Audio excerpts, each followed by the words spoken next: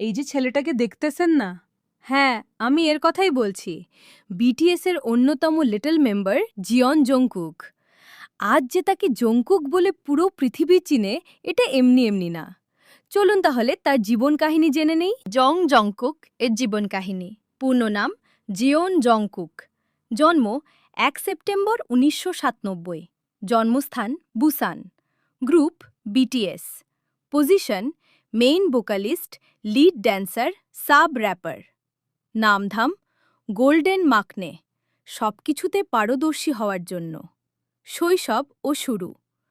Jungkook ছোটবেলা থেকে গান, নাচ ও আঁকায় খুব আগ্রহী ছিল।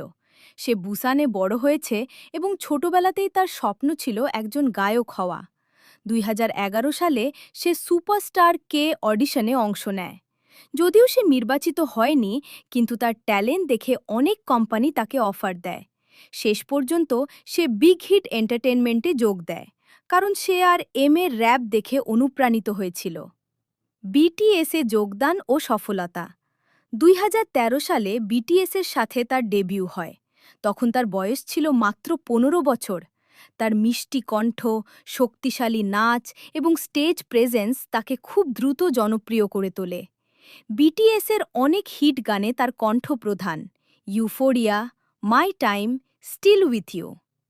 বিশ্বজুড়ে জনপ্রিয়তা। জংকুক এখন শুধু কোরিয়াতেই নয়, পুরো পৃথিবীতে জনপ্রিয়। তার ফ্যানদের বলা হয় আর্মি। সে তার হার্ড ওয়ার্ক, ডিসিপ্লিন এবং প্যাশনের জন্য সবাইকে অনুপ্রাণিত করে। ব্যক্তিত্ব ও বিশেষ দিক। খুব লাজুক, কিন্তু কিউট। সবসময় নিজেকে ইমপ্রুভ করার চেষ্টা করে। গান, নাচ, স্পোর্টস সব কিছুতেই পারদর্শী বিটিএস সদস্যদের প্রতি খুব ভালোবাসা ও সম্মান দেখায়। ছোট্ট অনুপ্রেরণা। জংকুক আমাদের শেখায়, ছোট থেকে বড় স্বপ্ন দেখো। কঠোর পরিশ্রম করলে সফলতা আসবেই।